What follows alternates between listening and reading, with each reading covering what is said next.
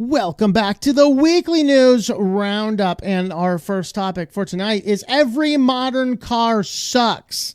Yeah, you've been seeing about that lately. In fact, as I transition into a home office again, and I got to get a smaller car, so I'm not driving the giant van around everywhere. And yeah, I bought something that was like 18, 19, 20 years old because modern cars suck. I don't want something with constant telemetry. I don't want something that's baking a bunch of stuff into it. I don't want a lot of this modern stuff. The only good thing out of the modern things is the van has the USB driving. Just plug a USB drive in and just play off the USB drive and not worry about anything else. Because I ain't connecting the Bluetooth to my... No, you should never do that. Especially with these modern devices that's able to sync your Bluetooth stuff. But with all that being said, modern cars do suck. And we have a couple of stories talking about it. First, starting with your children's school bus. Yeah, so of course, school buses, they came out back in my day. Of course, you would run right across the street and, you know, you'd be playing the game of Frogger, you know, you'd get off the bus. Although, fun fact for trivia, I only ever had half of a year in school ever where I rode a yellow school bus. Yeah, fun fact. We lived in a small subdivision, and rather than having a whole school bus for that one thing, our school district contracted a city bus. And so we had a city bus come and pick us up to school. And we had that for middle school and high school. The only time I did, actually, I guess 2.5 years, our elementary school still had a yellow school bus, which I was only living in that area for like 2 years. No. I lived there for like 6 years, but I only had elementary school there for like 3 months. So it was like, I think we moved there in March or something. So we had March until the end of the school year. They had the yellow school bus. All right. But back in those days, of course, I don't want to go into all that history. It's fun and entertaining, I know, but let's go ahead and get focused in on the news here. Then they start pulling up the stop sign, and then basically the school bus with the red blinking lights is now a stop sign. But then cars still kept passing by him, so they got to put up cameras. And you know where the technology creep goes. They're like, well, what if we just put automatic license plate readers on all of the school buses? So yeah, your school buses might be going around with active flock stuff. I did just see something on X. Didn't get a chance to verify it. Didn't get a chance to really read it. I just saw the headline of it. I don't know if it's completely true, but it was down in Florida, like Cape Canaveral, maybe Florida, is proposing to put cameras, like flock type cameras, onto their garbage trucks that will scan your yard looking for violations. Florida, guys, has become a dystopian hellhole. They're just like, how can we utilize technology to find every little bit of potential violation and just automate sending people bills so we can extract as much money from them as possible? It was like the one situation, I can't remember if we covered this or if I talked about it somewhere else. No, I think it was on a Steve Lado video I saw, where the people they had parked their car on their grass, and they like missed, and they're still on their driveway with half of a wheel on the grass, and they fined them, and they would not cut back the fine. At the end of the year, they had $15,000 in fine, even though they renovated the driveway to never do that again. Florida's insane. Y'all like, Florida's a state of freedom. Florida's a place of dystopian hell. Okay, stay out of that state. It's horrible down there. Not only that, it's hot and humid, and hurricanes hit it multiple times a year. Who in their godforsaken mind lives in that state? Really? But they do want to put technology scanning things on their trash trucks, garbage trucks, so that they can spot violations and automate fining you things through Flock, of course. And then, of course, there's the school buses. They're putting them in. So this company sells cameras to catch drivers illegally passing school buses, wants to turn them into license plate readers. So this is a company called Bus Patrol. Keep an eye out for them if you are in any way connected to your zoning laws or your city planners or anything like that. So so they're also looking to collect electronic signatures from connected devices. So this is the signal trace we talked about a couple of weeks ago. They also are now detailing plans to equip school buses with automatic license plate readers to turn the data over to law enforcement. That's exciting. This company called Bus Patrol. Company claims to have over 40,000 of these cameras deployed across 24 states, and at least 30 states permit the use of them. So, yeah, that's exciting.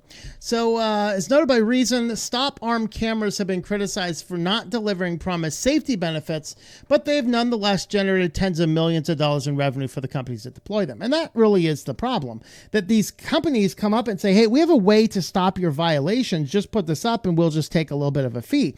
The problem is now it's you versus a robot. The robot might be right, might be wrong, but they don't have the same legal means to identify. In fact, a friend of mine apparently, I didn't know if he said he actually ran the red light with a red light camera or what. It was very close. He ended up getting a red line ticket, and they didn't send it to the right address. So he never got it, of course. And it wasn't a matter of he never updated address. He updated his address just fine.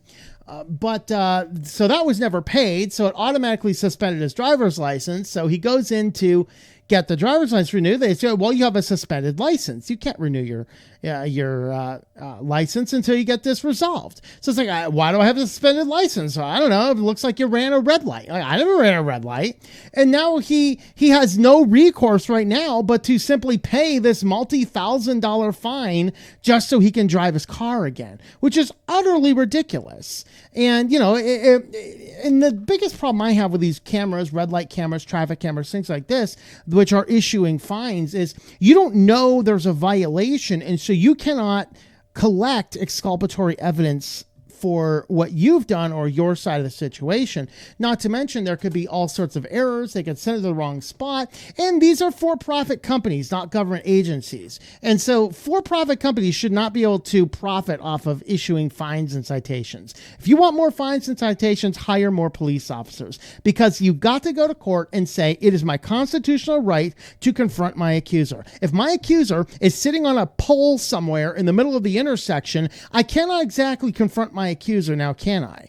Well, the system is automatically tested. Well, you know what? I don't care, because there might be some context that means, since I have maybe, for example, maybe I have, for example, an obligation to avoid an accident, and I could have gotten into an accident or safely run a red light. Well, you issue me a fine. If you go before a court with that information, you are not going to, most likely, if you have a sane judge anyway, you're not going to get a fine for running a red light to avoid an accident if it was safe to run the red light.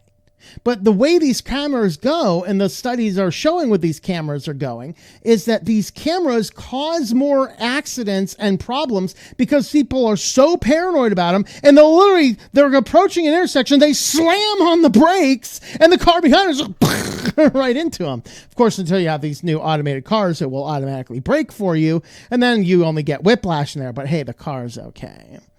But these new cameras on the buses are reported to be live at all times. Civil rights advocates are already concerned that current unregulated use of ALPRs amount to an unconstitutional mass surveillance, and they're right. They say there's a real risk that AI will be used to create a hellscape of over-enforcement, and that is true. If we cannot go into a court and confront the person who witnessed us doing it, then we are in a society that, maybe should have advertisements about the amount of copper inside of common popular cameras these days. But the lease document suggests Bus Patrol is aware of the negative views of ALPRs and does expect some pushback. So if Bus Patrol goes ahead with a plan, the cameras would join an already dense surveillance net that can track people's movements by reading license plates or signals from electronic devices. So these buses, your children's school bus will now have signal trays and flock on them. How wonderful is that? Roaming flock. See, I can pull up D-Flock and know where the flock cameras are and avoid them. All right. What I can't necessarily do is I can't necessarily avoid the school bus that comes turning down the lane or passes me or whatever else. And it's just utterly ridiculous. All right. But if that wasn't bad enough, now the Highway Safety Patrol is telling autonomous vehicles to make their cars stop interfering with police and emergency responses. There's been a dozen of these. Not only are these self-driving cars running after those, running those stop signs on the school buses, they've also had multiple of them going through police scenes. There was actually a delivery robot going right on through a police standoff a couple weeks ago. And then you had a number of times where the cars will just simply stop and block police cars or ambulances or fire trucks, causing them to have to stop and some cases break into a window and roll them out of the way, which I'm not too mad about that. But the NHTSA administrator, Jonathan Morrison, issued a directive Wednesday to autonomous vehicle developers stating it is unacceptable for their vehicles to interfere with first responders or law enforcement. They've identified a clear pattern of driverless AVs interfering with law enforcement and other first responders. The inability to detect and appropriately respond to such situations represents functional insufficiency. Emergency scenes are not rare or extreme edge cases. As such, NHTSA is today issuing a call for action for AV developers and operators to immediately focus their resources on fixing these issues. And, I just got to say this too. A number of people are like, these self-driving cars have such an amazing safety record. No, they don't. You don't even have enough of them on the road to have a statistically relevant model to examine. If you put 50% of these things on the road, we would have constant traffic jams, constantly running over our bodega kitties and puppies, all sorts of problems in the street. Like 3 of these guys, just 3 of them converge onto a road in San Francisco. It causes a traffic jam because all of them are trying to be the politest driver, giving up their right of way to the next guy. Dare I say it? Who are my Wham Bam viewers? Close the gap, folks. Don't give up your right of way. Okay. But all that being said, these cars, they do not have an amazing safety record. It looks like they do because there's so few of them compared to the competent drivers who have to adjust for the crazy things that these cars are doing. It's not going to get safer as we have more of them, as evidence apparently is showing. They can't even possibly properly get out of the way from a police or an ambulance. They get confused when 3 of them converge at a light. They all get to the stop sign roughly the same time, and none of them want to go anywhere. I mean, these things are crazy. The agency doesn't imply it would hold companies accountable, does apply they'd hold them accountable, just as human drivers who impede law enforcement. You know what? You think your cars are so much safer? I think that you should have 1,000 times the fine. If it's a $500 fine for passing a school bus, I'm sorry, you should have a $500,000 fine. How's that? One car passes school, $500,000. Well, we can't possibly do that. Yeah, sure you can. You just sacrifice another yacht for the week, or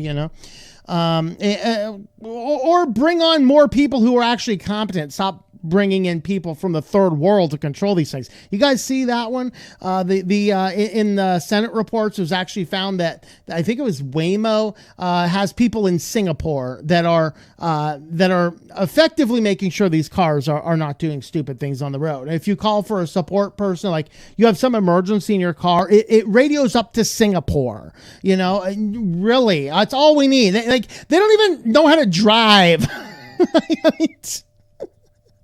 Wonderful.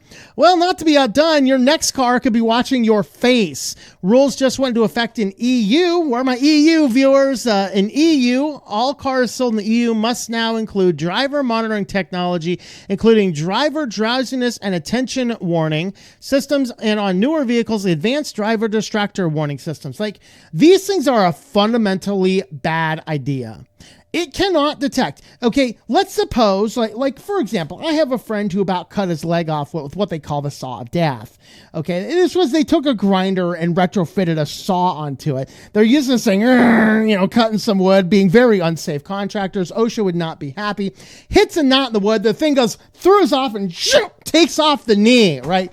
And he's just gushes blood, going everywhere. They're like, oh God. So 2 guys there, fortunately, Otherwise, my friend would have bled out.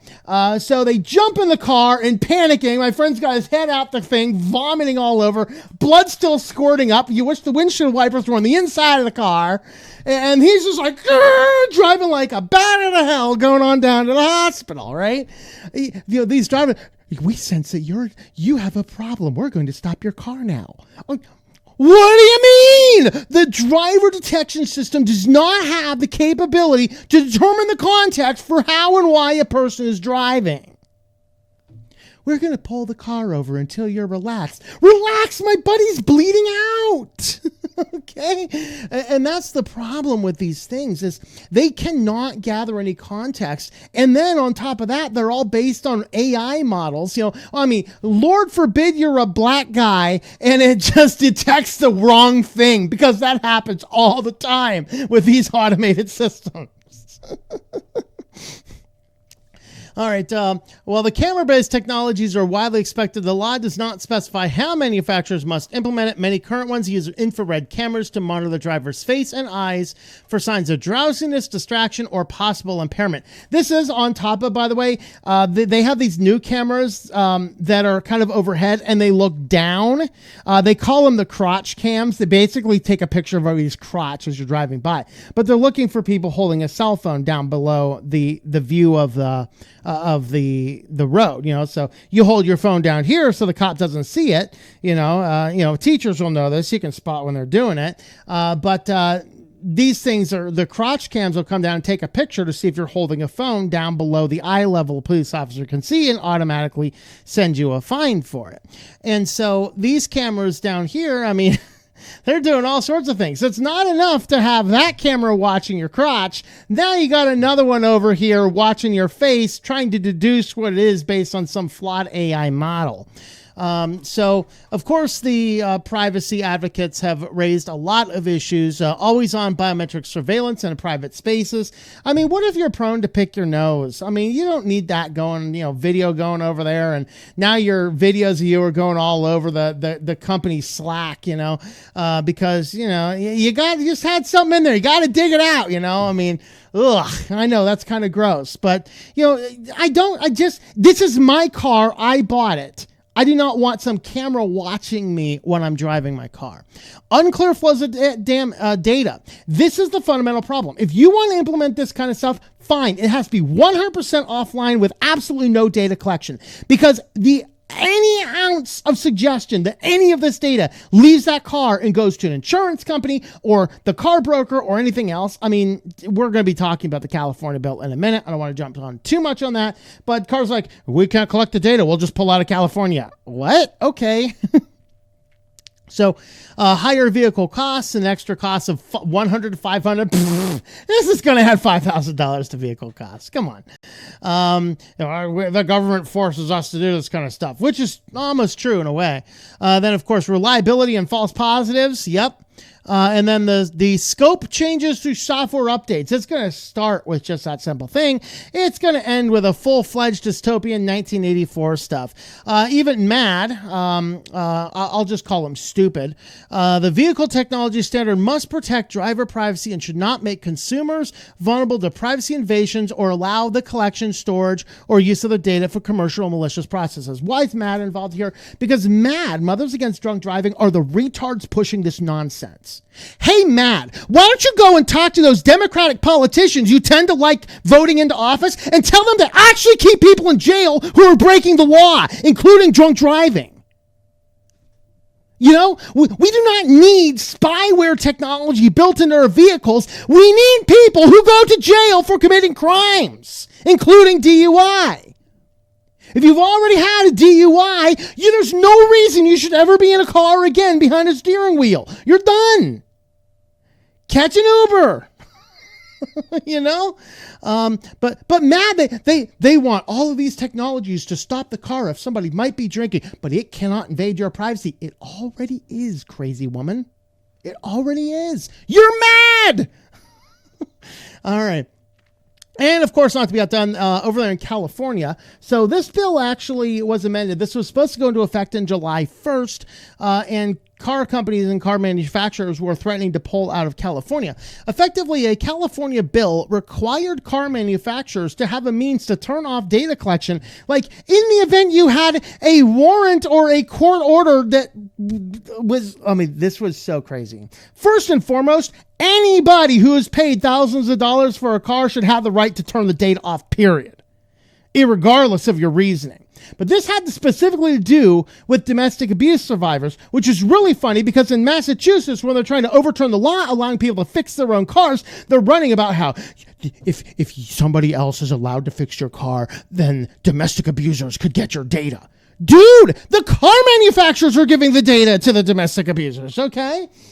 Domestic abusers, by the way, are advertisers, anybody seeking to make money off of you. You know, that's like you're abusing me. You are taking my data without my consent and making money off it. You're a domestic abuser. You know, I live here, done, you know. Okay, but in all seriousness, in Massachusetts, they were pushing this idea that you had to allow only the car manufacturers to fix the cars, or else domestic violence abusers or domestic violence survivors could have their privacy opted. So a California bill comes into a case, citing a case of a woman who has actually been abused by her husband. She had a court order access to the car. His name was on it, so he had access to all the location data of the car. And she's like, hey, can we kick this guy off so he can't access it? They said, no, he's actually the one making the payments, despite the court order giving her exclusive access to the car. So California writes a law that says, hey, if somebody comes in with a court order, you have to be able to turn off the data. First and foremost, that is way too narrow of a law, okay? Under any circumstance, I should be able to turn off the data to my own car. It's mine. I bought it. I paid for it. Okay, unless you're dropping the car off for me to freely use in any way I see fit, you have no right to collect my data. But let's go ahead and give them that for a moment. Okay, we are going to collect the data. Okay, a domestic abuser who can track the car with the phone app, you have to be able to disconnect him from that app. No, we can't do that. It's too complicated. That's literally their answer. Now, the state blinked here. They passed an extension allowing this to not have to go into effect in July. But all of the car manufacturers are really mad that they have to provide a means to turn this off. And you know the reason they don't want to turn it off is because of all of the sweet, sweet data they get. These are companies that can wirelessly push over-the-air updates, remotely start engines from a phone app, and collect terabytes of driver data behavior to sell insurance and advertisers. But flipping a switch to protect someone with a restraining order, that's the hard part, apparently. Okay, that's wonderful. So over there in California, they're trying to do the right thing here, and the state blinked, unfortunately, in the game of chicken with the automobile. So we'll see what happens, but ultimately we need lots and lots and lots of pushback. We need to say, no, under any circumstance, I should have the full ability to disconnect any and all data from that vehicle from going anywhere else, period. That's what we need to have. So there is how bad cars are getting, all vehicles are getting, not just cars. We talked about garbage trucks and school buses too, amongst the midst of other crazy, weird stories. So I don't know. If you want to expand on any of those, let me know in the comments. And hey, maybe we'll go off for a little bit.